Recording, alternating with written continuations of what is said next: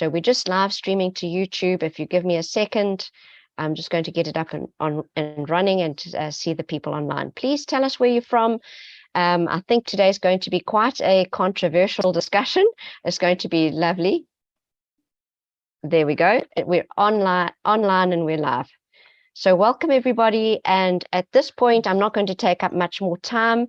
Thank you for coming online, and I'm going to hand over to our guests today. Of course, today is a book lounge. So the book lounge is discussing Michael's new book, and the foreword was written by Shona. So Michael, welcome to the Good Governance Academy and to the webinar, and Shona, to you too. Very, very welcome. And I'm going to go off camera now and leave you to it. So thank you very much, Michael. Fine, thank you. Well, Shona, I'm really delighted that you're going to be the one interviewing me or raising the questions, because we go back a long way. I remember when you were in KPMG in the city, and we were working together right back in the 1990s on how you measure stakeholder relationships right back then. And then I've sort of tracked through with you since then. I know you've tracked through with all my work as well. So thank you for being willing to do this. And I'm going to pass over to you to ask the questions and maybe introduce a bit more about yourself. Okay, thank you very much indeed, Michael. And let me say it's a privilege to be participating today in your book launch. As Michael said, I've worked with him for many, many years. I've been in business. I'm a business person. At the moment, I am a non-executive director and chairman of several UK-based companies. But I've always been fascinated in Michael's work as being incredibly relevant to business, good business, because the foundations of good business are good relationships, and being able to understand what makes a good relationship and to be able to measure those and monitor those is critical. And so that is why I think we've we have been working together for so many years. So with no more ado, I'm going to ask Michael some questions, really, to get into this book that is being launched today. And the first question, Michael, is what is wrong with the way companies operate today? I mean, I think there are lots of good things about them, but as we know, there are lots of things that aren't quite right. So, why did you write this book? Why was it necessary? Well, I suppose I've been convinced for a long time that companies are really key to issues of both economic justice and social change. They're major drivers of both of those things. And there's lots of examples of very good practice, and there are examples of bad practice too. And we often hear a lot about the bad practice. And looking at, after coming out of my life in Africa and India and so on, coming back to Europe, I was very struck by some of the extraordinary inequities that there are within companies. So if you don't mind, I'm going to highlight one. That I was looking at a range of companies when I was doing measurement in South Africa and in Europe of pay differentials, and I was seeing differentials of in excess of 1,000 to 1, which means that somebody, let's say, on the shop floor or somebody at the till in a supermarket has to work 1,000 years to get the annual salary of the chief executive. Of course, that's pre-tax, but even so, it's if you believe that all human beings in some sense are created equal, then those sorts of differentials are more than account for the additional responsibility, the additional training and experience you need to be a chief executive. So I just felt uncomfortable about that. On the other hand, we forget easily just how important companies are. They supply us with our health products. I've just had a heavy cold, so what do? Go to the pharmacist and get some materials provided by a pharmaceutical company. And thank you very much for all the work that goes into developing those. Or it may be our food. It may be pretty much everything that we want every day is supplied through companies. And they do, on the whole, for most of us, most of the time, a very good job in that regard, especially when you look at this in a Western context. More questions, I think, are raised in low-income countries about those things. I suppose, secondly, though, I have been concerned about how the whole sort of corporate capitalism thing undermines what in South Africa was called Ubuntu, the idea that I am because we are, the idea that actually our identity, our reason for being comes out of our relationships. And unintentionally often, I think companies undermine some of those things through the way we individualize our financial services, through our advertisements, through all sorts of, by the hours that people are asked to work often if they're in senior management positions. They don't have time for families and communities. And to take an extreme example from my work in Korea and Japan, you know, if you're working 70 hours a week, how can you find time to get married? How can you find time to have children? And Korea, I think, has the lowest birth rate in the world and will lose half its workforce in the next 40 years, you know, from 38 million to 19 million. These are huge demographic challenges the world is facing. And the question is corporate capitalism sufficiently aware of these wider social implications? So I really wanted to help corporates operate more effectively, give greater participation and motivation to their engagement, and see them flourish. So I'm not wanting to throw the baby out with the bathwater, Shona. Okay, no, that completely resonates with me as well. So, I mean, it's interesting. The Times are actually having this conversation, and we couldn't have more turbulence, more geopolitical turbulence at the moment. Financial markets, certainly in the West, are all over the place. And I have a son in Singapore, so I know the same is in Asia. And you know, against that background, the time is fast running out on things like climate change for us all to pull together in the right direction on climate change. And I just wondered, against that background, Michael, you know, what changes are you actually suggesting that boards of companies make that maybe can contribute to some of you know, some of these things: financial stability, action on climate change, but also better corporate governance? I think it's vital to think, Shona, about why people engage with climate change, and they engage with it fundamentally because they care for their neighbor, I believe. Yeah, that's the real motivating driver. So it's that relationships are so important to persuade people that they need to do something about climate change. If we're only thinking about our individual rights, our individual identities, all of those things, why the heck should we bother with climate change? I mean, it's fine for my lifetime. It's my children, grandchildren. Well, if I don't have any children, why does it matter? It is love for families, communities, the wider community that really drives concern to do something about climate change. And if we don't engage with it, we're saying, well, we just don't care about anybody else. We just care about me. And that is really concerning. And certainly our earlier conversations as we prepared for this encouraged me to think more about the environmental issue than I thought about it recently, I must say. Thank you. But I think on a wider scale, in these very turbulent times, companies are going to only survive if they have very secure long-term relationships with their suppliers and their customers and their staff and so on. If they don't pay attention to the long-term importance of those relationships, then they'll lose their suppliers and they'll lose their customers, and they aren't going to do well. So what do you do? Well, I remember talking to, I think it was Old Mutual in Cape Town, huge insurance group, and I know you're in insurance too. And I was asking them, have you mapped your stakeholders? Well, it turned out they hadn't, so they set about it. And 6 months later, when I talked again, they'd mapped 500 stakeholders, and they were still counting. So it can be quite a job just to know who your stakeholders are and work through them systematically. And by the way, see whether different offices in the company have the same view of who the stakeholders are, or where they overlap or don't. In one case, the company found that they were negotiating with the same supplier from 3 different offices, but didn't realize that they were all doing it. Yeah.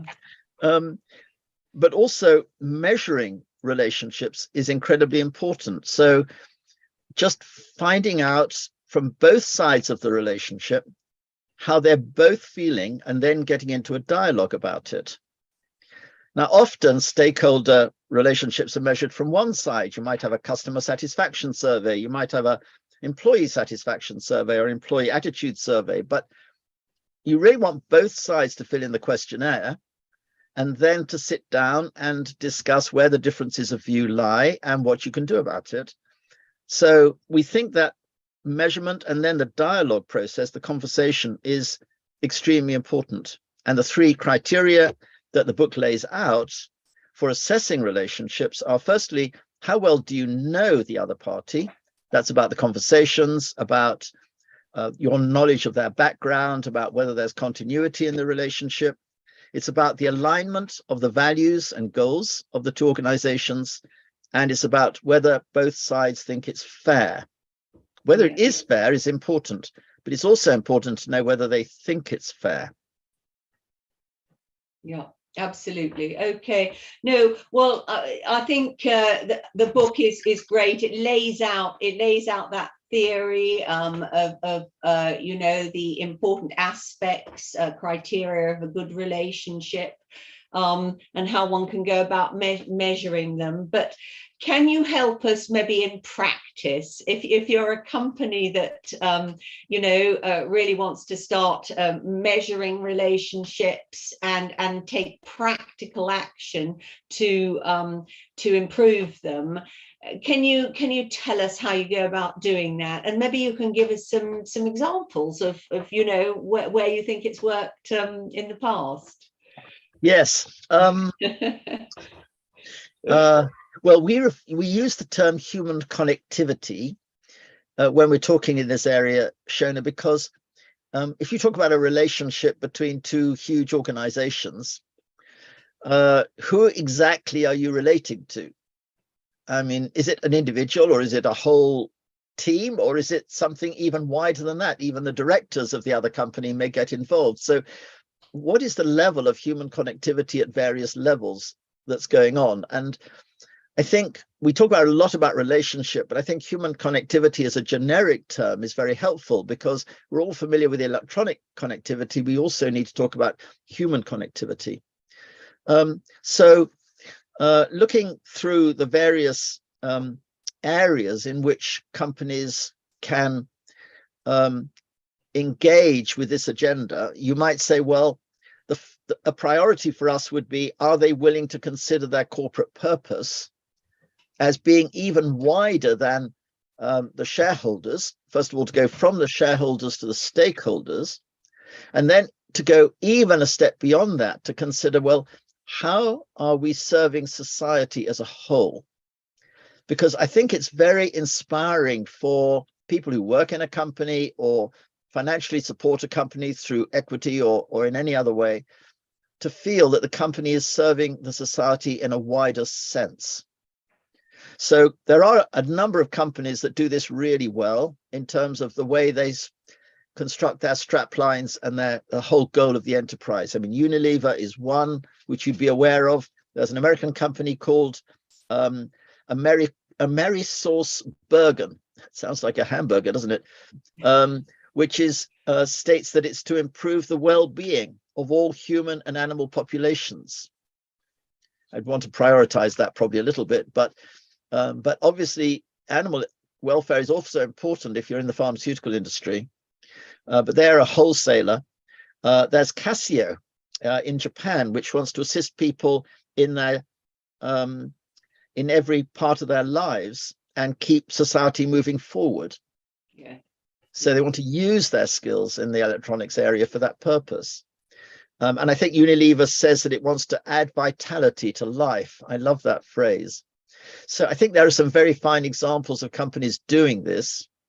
I think also, as someone who's worked a lot on unemployment in the UK, I think that companies, if they only look at existing stakeholders and don't look at wider society often don't take into account the unemployed. Yeah. So if you take a bad example, from my point of view, would be Boeing, because when they raised, I think, 85 billion or some enormous figure like that before the pandemic came, it all went out as, buying back your shares, increasing, returns to shareholders, and obviously directors got big bonuses and so on. But they didn't actually invest into new aircraft production or expanding their facilities or the research necessary for the new generation of jets, all of this kind of thing, which they could have done with that money, which would have created the jobs for the future of the company. And jobs are important, particularly in manufacturing jobs and relatively well-paid jobs, because they spin off down the value chain into construction and retail and everywhere else. So I think other areas that we think are very important is simply facilitating dialogue among the stakeholder groups. So you can do a lot of that online platforms, and you can also encourage opportunities. As one company does, they go round the UK and they have shareholder meetings in all the different major cities around the country. So you can go and ask the directors what's going on at a shareholders meeting in Liverpool or Manchester or Birmingham or London. There's all sorts of opportunities to engage with the directors. Now, it's an awful bother for the directors to do that, but it does really make people involved and make people feel involved, whether they're shareholders or employees. They can go and talk to the directors once a year at least. So Hyundai do a good job. Korean company called Kepco does a good job in that. There are various examples in the book of companies that are doing that kind of thing. Yeah. Okay. Thank you. Thanks very much for that. I think, as always, often doing these things in practice, the execution is so much harder than the theory, Yes. So, practical tips, I think, are incredibly helpful. And maybe on that theme, Michael, can you give us a bit more detail about how a company would know that it has good, sustainable, resilient relationships? I suppose we're a little bit now into the how do you really measure these things? And maybe take one aspect, whether it's supply chain or something like that. Maybe you could just give us, an example of how you really go about measuring this. Well,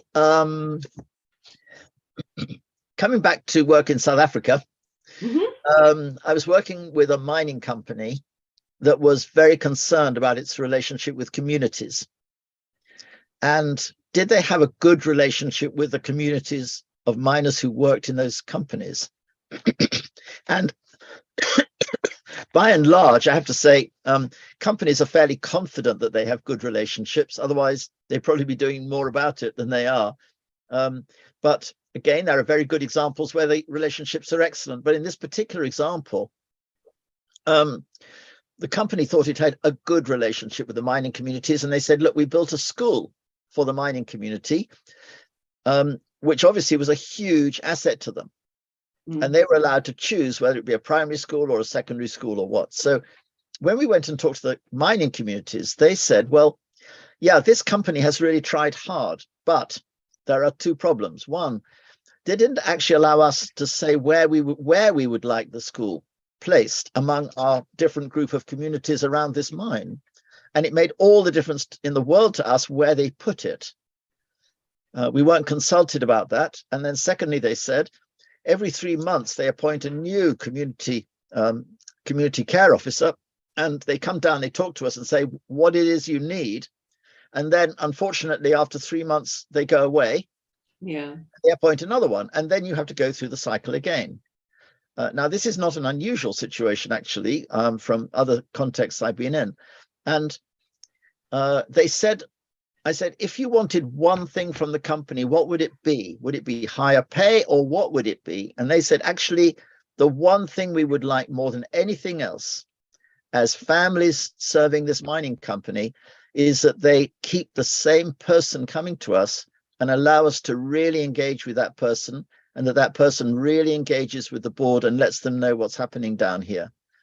Because we believe if they would do that, the directors would act differently, because they would kind of understand where we are and what's going on. Now, that's just one case study, but and maybe a slightly extreme one, but it does illustrate the problem. Absolutely. And it sounds as though this is an example of the fact that it takes time to build trust.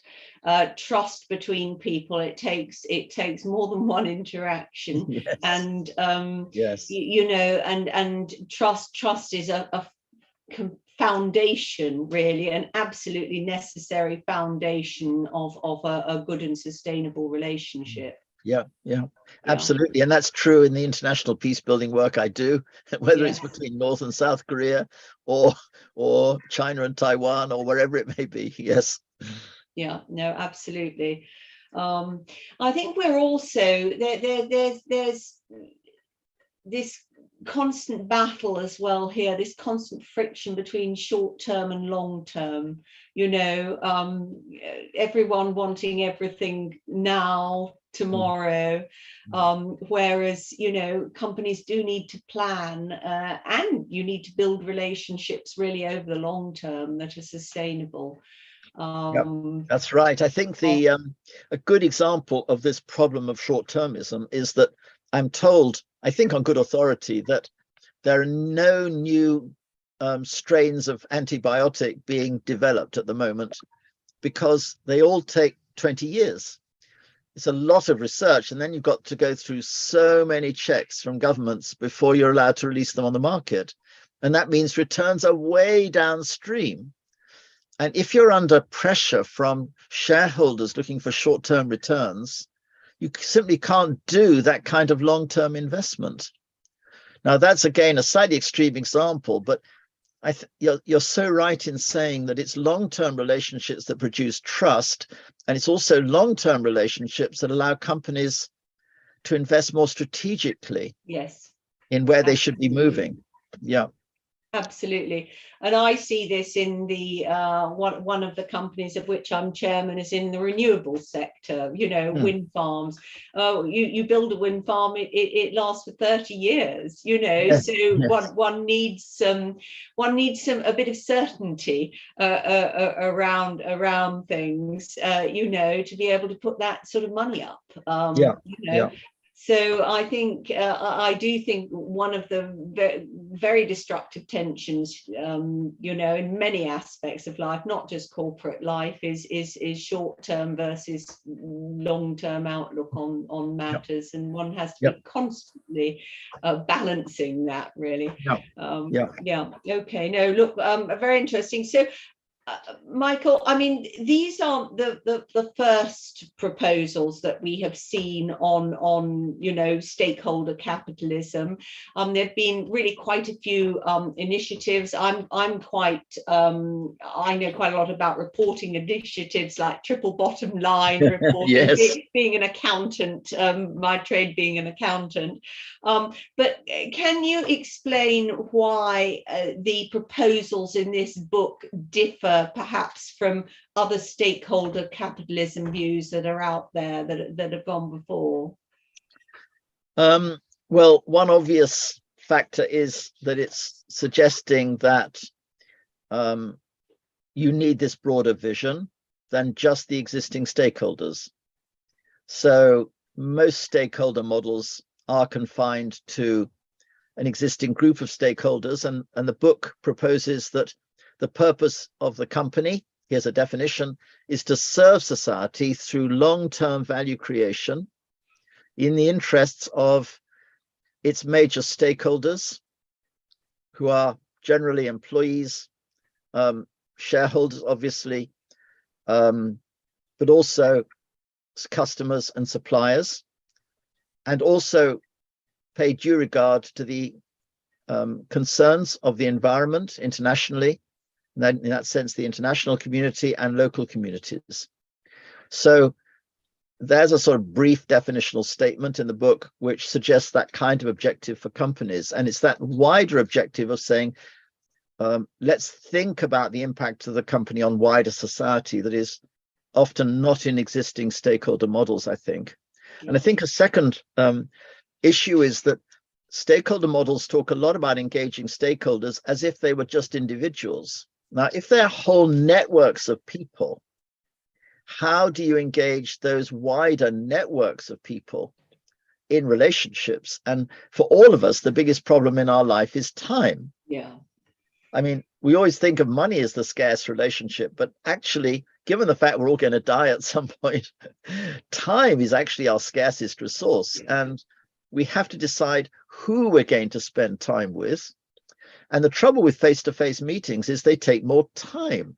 You've got to take time to go there. But once you get there, the quality of the interaction is so much deeper than you get on even a Zoom call. Although the Zoom call is great, it's easier because I happen to know you, Shona, that we can have this exchange like this. But time is critical, and you have to therefore prioritize who you're going to engage with. So prioritizing relationships is incredibly important. Who are the main stakeholders? Who do you most need to engage with? And then what is the appropriate platform or mechanism for that engagement? When is it worth going to see somebody? When is a Zoom call better? When is a phone call better? Then at least you've got the tone of voice. Yeah, yeah. And also, I think we've talked before about the danger today of quiet quitting. That is, if everyone is on Zoom all the time, they can switch off the video and, you know, their name is up there, but you don't know what they're doing. They may be making themselves a cup of tea or even taking the children to school, but they're still on the call, quotes. Yeah. So how do you kind of make sure people are really engaging if you're not in the room with them?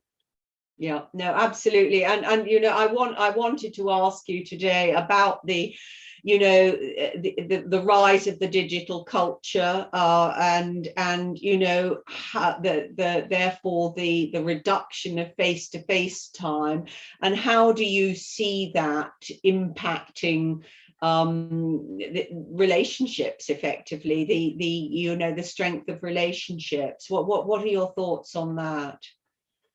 Well, I'm really not familiar now with how other countries are dealing with this. I am very familiar with how it's being dealt with in the West. And in the West, a lot of people are now working from home a lot of the time. And I remember talking recently to a senior person in one of the big law firms in the city, Linklaters, and he was saying that his concern was that if you're finalizing a deal in Linklaters, you need 50 people in the room to finalize the deal. Now, if half of them are working remotely and they are helping to collect the signatures that need to be, you know, all present and correct by the time, etc., and so on, people got different roles among these 50 people who are needed to finalize a deal. But if they're not in the room, they don't get the experience of what's involved in finalizing a deal. And if one day in 20 years' time they're trying to finalize a deal, they haven't been through it before because they weren't there when it happened. They were remote. Now, the trouble is, so much of the training and the experience you build up is by being with people in the room. And if you're not having people in the office, then they lose a lot of that hands-on experience they get by working with people of more experience and background and diverse cultures and everything else, which you want them to get. Now, there is a place for balancing home life, making the home life balance a bit easier for people. But if you start saying that people can work at home 3 or 4 days a week, then I think it does seriously impact their long-term effectiveness, and also leads to this practice of what's called quiet quitting, where people are simply less motivated, less engaged, less participative, less creative.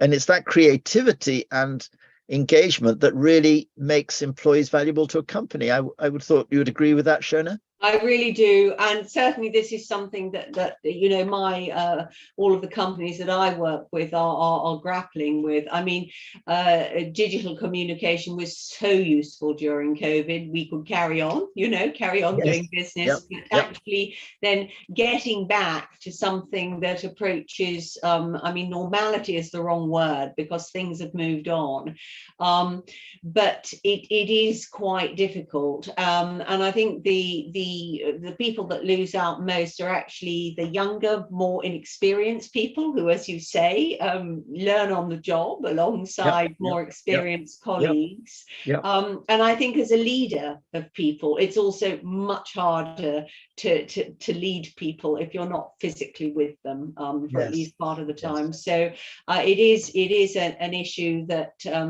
certainly companies in the UK are grappling with, and I think we're making progress, but I think most leaders feel that we need people to be in the office for sort of three days a week, 3-4 days a week, something like that, to you know, to really make the organization hum and optimize things. No, and be competitive. Be competitive in international markets. Yes. So look, Michael, that's that is absolutely fascinating. One last question I've got of you, and I understand that you started writing this book 14 years ago, and I've just wondered why it's taking so long, and has your thinking changed along the way? Well, I'd like to acknowledge the two people who actually worked with me along these 14 years. So one of them was David Lee, David John Lee. I've written, I suppose, 10 books with David Lee over the years. And he's only not an author of this book because he tragically died of cancer last November. And as we talk now, I remember him with such a sense of privilege that I knew him.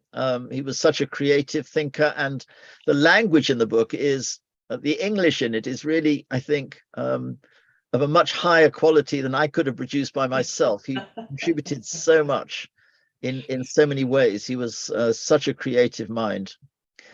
And the other person is Jonathan Rushworth, who's worked with me since 2007 and patiently over so many years trained me in the way corporate governance operates, what the rules are governing companies, and how they're applied, their strengths and weaknesses. He was a senior corporate lawyer in another of the big city law firms, Schluter and May, which again you'd know well. But as well as being a great friend, he's been such a patient teacher and guide to me. So these two people have hugely influenced this book. Although their names aren't on the cover, they've both been enormously influential. But what motivated me to ask Jonathan in the first place, 2007, when he just retired from his work in the city, and I saw there was an opportunity to ask him to help me, and he kindly agreed, perhaps not knowing fully what he was walking into when he said that. But what motivated me, I think, was a profound sense that companies are key to understanding the way societies are changing and evolving. I was very interested in the role of relationships in social change, and I could see that companies have an enormous influence over what happens in society, and therefore how they're governed and the rules that govern their behavior and how they're encouraged to engage people more and better is vitally important if we're to overcome the counteracting forces in our world at the moment. The whole rights culture, which is not about rights and obligation, it's about my rights. The whole emphasis on my identity, rather than thinking about defining yourself in terms of your relational context. The emphasis on that comes out of social media. You know, we have iPhones and iPads and everything.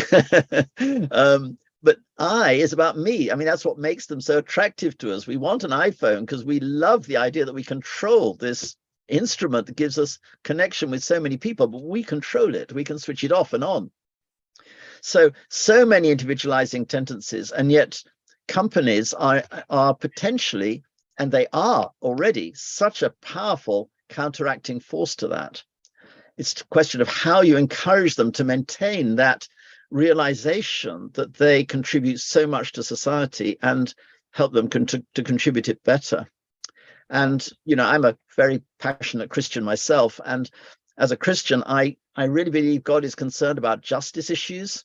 And I think companies are really important in gaining justice in the world. And they contribute a great deal to that. And I think they can go on contributing even more than that. But it is really important they play those roles. Yeah. Absolutely. I couldn't agree with you more. Well, look, Michael, thank you very much for those insights into your new book. Just a reminder, Is Corporate Capitalism the Best We've Got to Offer? Thank you. And I think now we can probably take some questions from those that have been participating. I must just thank you, Shona, for coming on and spending the time engaging me on this. It's been great to interact again and to see you again in London and all the rest. So thank you ever so much. Yeah. My pleasure, Michael.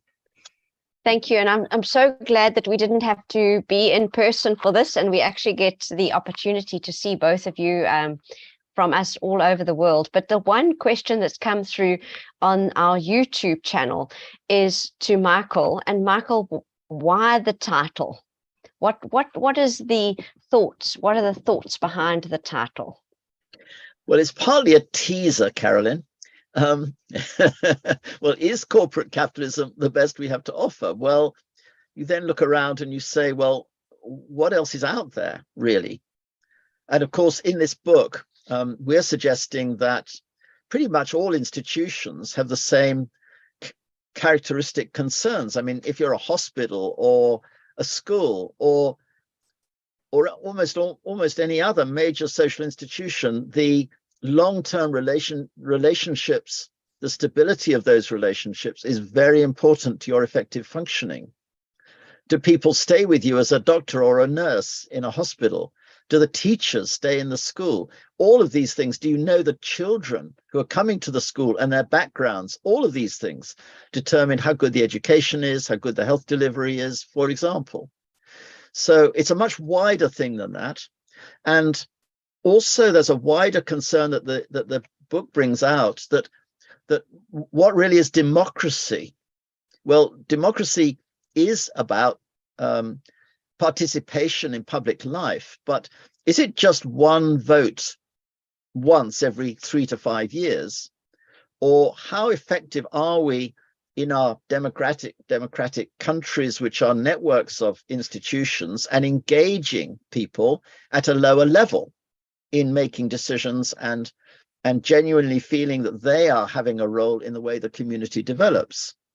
And having worked a number of years now in more socialist or communist countries, sometimes at the grassroots, they're doing things better than we are. I mean, it sounds shocking to say it, but actually, or it sounds shocking to a Western audience to say it, certainly. But actually, at the grassroots, sometimes they get people better engaged than we do. The old East Germany was a good example of that in the way they ran their courts. But I think there is a need to review, as life has moved on, evolved further in the way social societies are operating today, to review all the wider aspects of society as well. So coming back to why I chose the title, it was deliberately ambiguous. I think actually it was David Lee who came up with the title originally, but I love the title because it is a teaser. And I suppose I am saying, I'm not sure there is a better way to do things than have companies operating the way that they fundamentally do, as long as it's on a stakeholder model and not a shareholder driven model. And I would say with the caveat too, that they serve society rather than just the existing stakeholders. But on the other hand, I think that the way that the mega billionaires have evolved now under social media conditions, particularly in the US, where they have so much wealth that they're driving the political agenda as much as the social agenda, and often, from my view, in rather unhealthy, unrelational ways, does raise enormous concerns about how you have your corporate capitalism without getting it heavily distorted by what one might call surveillance capitalism. So there are some very big challenges there, and we touch on some of those a bit in the book, but obviously that is happening so fast at the moment in front of us that I don't think we engage with it adequately or fully. Thank you, Michael. And Shona, before we started the webinar, you mentioned that actually in the UK Companies Act, there's a clause where you need to report on your stakeholders and stakeholder engagement activities. Can you just explain a little bit more about that for us? Yes, just very quickly, Section 172 of the UK Companies Act requires certain companies, certainly the big listed companies, to set out how they interact with their various stakeholder groups and how they take the views of those groups into account in their decision making. It's that simple, and that is a requirement, and it is set out in your annual report and accounts. And how effective do you think that reporting is, or do you think it is largely a tick box kind of exercise? Look, like everything else, some companies do it very well, and for other companies are more cursory. But it has made a difference. It has made people think about, companies think about a wider group of stakeholders other than just their shareholders, particularly employees. And you know, one way some companies do this is have a director sort of for employee engagement, a non-executive director for employee engagement on the board. So that's one aspect of you know, stakeholder interaction. But I think it's made a difference. Yeah. I think, Carolyn, that Mervyn King, who we hope might be here today, unfortunately he's not well, I think, but he suggested a chief stakeholder officer concept. And one of the suggestions in the book is that there should be a chief stakeholder officer on the board with a similar status to a chief financial officer. That is a really senior position in the company, responsible for overseeing all stakeholder engagement. And I think the only weakness in our 2006 Companies Act, from my point of view, Shona, is it still assumes that the primary responsibility of the company is to the shareholders, while paying due regard to the interests of these others. And again, companies can interpret that with the bias slightly on either side. And the grip of the shareholder primacy model is very strong. And you might think, well, why would companies ever give up on that? Well, first of all, they might give up on it if the pension funds and the other investors push them in that direction. But they might also give up on it if they saw the companies that do engage their stakeholders well performing better. And there's certainly lots of evidence in the UK over 20-year studies now that companies that have a long-term approach to their profitability do better than those with a short-term approach to their profitability. Absolutely. Thank you. Thank you both. There is a question here. It goes back to your point, Michael, about the large dominant organizations that have, you know, the GDP, the equivalent of the GDP of a small country, actually having an impact on the politics and personal and citizen approaches. So and we think of Cambridge Analytica there. But the question is, how do you incentivize a CEO or board of directors who are happy to take or award remuneration of 1,000 times their median employee to give a voice to non-shareholder stakeholders? Are incentive schemes moving effectively enough to do this? And do you have any examples? So it's really around that incentive scheme and remuneration. The difference, the Gini coefficient. Yes, I was actually comparing the top official in the organization, the CEO, to the bottom of the pyramid rather than the lowest. On the other hand, as the book points out, if you look at what has happened to pay levels of senior executives against the average employee in the US, the CEOs since 1978 to 2020, this is, because I just looked up the numbers before the seminar so I can remember the numbers. But over that period, I think it's 970%, nearly 1,000% increase over that period in the average CEO remuneration of the bigger companies, and 12% in the average increase in the remuneration of the average American employee. So it's gone from, one group has moved up since 1978, relatively recently in my lifetime, right up the ladder to such a huge degree.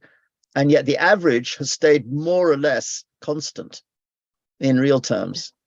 So I think this injustice in pay differentials and remuneration is growing all the time. It's not diminishing.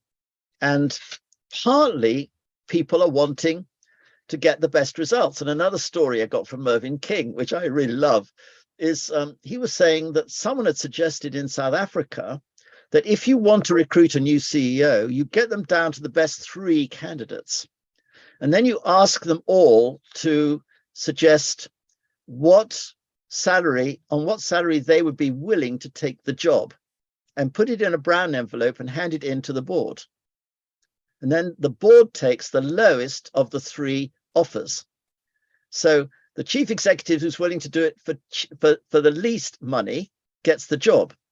And he said there are 2 reasons for that. One is, once you get down to the last 3, it is very difficult to predict generally who's going to do best. And the other reason, he said, is that the top level pay in the organization determines all the other differentials all the way down the ladder to the bottom. And if you choose a very high level for the chief executive, all the other levels are pushed up at the same time. So I thought it was an intriguing idea, and we need more creativity on how we constrain this ever upward spiral of salaries at the top level, I think. So Moketsi is asking, and it's to the point about the spiral and the ever increasing. Moketsi says, Michael, can capitalism still be practiced for the benefit of the broader society without exploiting them? There's a social question for you. Well,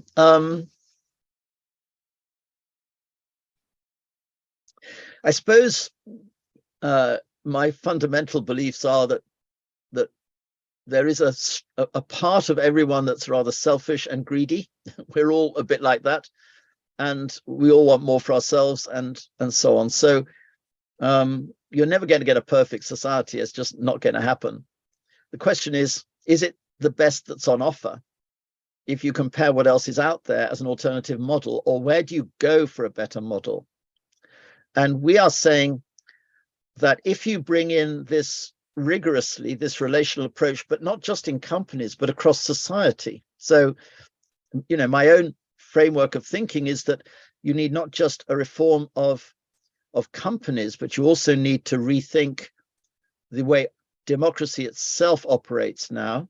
You need to rethink the rights culture, so we get rights and responsibilities brought more in balance. We wrote a book called Relational Rights, which you'll find on the same website as this book, and it's downloadable for free. How can you rethink the UN Charter of Human Rights so that it's a better balance between rights and responsibilities? All of those things need to be done in tandem, really, to bring about a fairer society, I think. But the most important thing is that we begin to, all of us, realize that our well-being, our sense of security and satisfaction in our own personal lives depends on our relationships. I've heavily bought into the South African concept of Ubuntu, which I think is almost across Africa. A friend of mine said he'd found it in 78 languages as a Bible translator. It's right there across the continent, I think, but it's there that I think Africans have got something to teach the West here, that the community sometimes is actually in the end more important than individual freedoms. Thank you, Michael. So Shona, you work you rub shoulders with all of the goods and the greats on these boards of directors. How do you find yourself actually balancing your understanding of all the different stakeholder requirements from a board perspective? Well, I think it is about making sure, first of all, that you have sight, sight of those different stakeholders. And as Michael is saying, what they are thinking, and how they see the company. And so whether it's your customers, whether it's your suppliers, whether it's your shareholders, your shareholders, we do keep in very good touch with them, and all the other interactions out there, your local community, and now more, I'm passionate about that stakeholder who hasn't got a voice at the table, the environment. There's often no one out there speaking up for the environment, and you have to find a way to bring all of those into the boardroom. And of course, every decision is not everyone's going to be thrilled with it, but I think you have to take decisions in the context of the longer term purpose of the company, and with an eye on the impact of all the stakeholders. And it's not an easy job. But yeah, that's that's what we do. And I think good companies really do attempt to do that. They don't always get it right, but then hopefully quite quickly you get the feedback that you're not getting it right if you're listening. So listening is really important in all of this. Yeah. Thank you for that. There is a suggestion, Michael, that you launch a series of podcasts on this, or I suppose this is on YouTube. I suppose they're probably meaning the spoken book. So anyway, so there's a suggestion for you. But if I can take a last question, it's from Jonathan, and Jonathan's asking, from your perspective, who will you seek to influence and how to change the purpose of companies to embrace the interests of all stakeholders and move away from short-term financial return for just shareholders? So who will you seek to influence and how? In the end, the board of directors make the key decisions, but then you have to say who's driving the decisions of the directors. I think that's how I would look at it. And that comes down to almost everybody, in the sense that the directors interact with people working in the company, so they have an impact on this. They interact with the major suppliers of capital, who are crucial. And remember, their interest is the most volatile because they can move out much more easily than employees can. So they will have a big say on what directors think and decide. And obviously, customers have a major impact too. And in situations of shortage, then suppliers leverage increases as well. So unfortunately, as Shona says, there's no one really representing, quotes, the environment, because the environmental agencies are often thought to be a bit extreme. Who is taking a balanced, comprehensive view of the environment and can present that adequately on a board? I think there's a need for a new NGO, which should be set up for the purpose, Shona. But I think it does come down to all of us at one level. But in terms of making real progress with this, I mean, I think we would like to see people who are really interested in this agenda engage with one another on it. So at Relationships Foundation, which is an affiliate of what I run, which is relational research. So I don't run Relationships Foundation, but it's a very close set of colleagues who do. So they are suggesting setting up groups of people, perhaps in different countries or perhaps across countries, who would like to pursue this agenda and get together to do that online initially, and then where it's possible for them to meet physically to do that as well. So if you're working at a company, whether you're an HR manager or in sales or in in supply chain management or whatever it may be, or a director of a company indeed, you might want to go to the Relationships Foundation website and engage with others interested in following up with this agenda and get into dialogue with them. Thank you, Michael. So I have put your website, the URL there for people to go and have a look at that. I hope everybody can have a look at that. Thank you. So thank you very much for providing us with the insights. Do you have any kind of last minute thoughts? Maybe start with Shona. Any last minute thoughts? People who are not necessarily on the board, but certainly in executive or leadership positions, if they're not seeing tangible progress towards consideration of stakeholders, how can they go about influencing the board or at least the executive discussion to at least consider stakeholders? How do you think they should, what is the business case for doing it? How can they go about doing it? I think it will be a different route in each company. Companies are very, very different, just like people are different, and the way you influence one person will be very different to the way you influence another person. But I think in most companies I see very active groups who are, whether it's they're interested in the environment, or whether they're interested in doing good in their local communities, or what. Groups of people getting together within companies, and the management and the senior people in those companies, you can interact with them and talk to them and say that this is really important. So that is what I would suggest. Talk to like-minded people in the company and get some momentum going. And senior management will listen. That's what I would suggest. Lead by example. Thanks, Shona. Yes, brilliant. Thank you, Shona. Yeah, and from your side, Michael? Well, you might expect me to say this, but I hope people read the book because the book does give an awful lot of evidence as to why this works and why it makes companies more effective. I mean, that was part of the reason for writing it, was to collect that evidence and to show best practice around a whole range of companies. So we do have this relational stability strategy, which is set out in the book with 10 points. And it gives examples for all of the 10 of companies who are actually doing this already, to show this is not pie in the sky. This is something real, something that companies can do and are doing to make themselves operate more effectively. And is there a course that can help people use those 10 in a practical example, a practical way? We haven't actually thought of designing a course for that, but you're prompting me to think about it. So thank you very much, Carolyn. You're very practical and helpful. So thank you for that too. But I love Shona's answer as well. I mean, just get a group together in the company and start from where you are and then see where it goes. Great.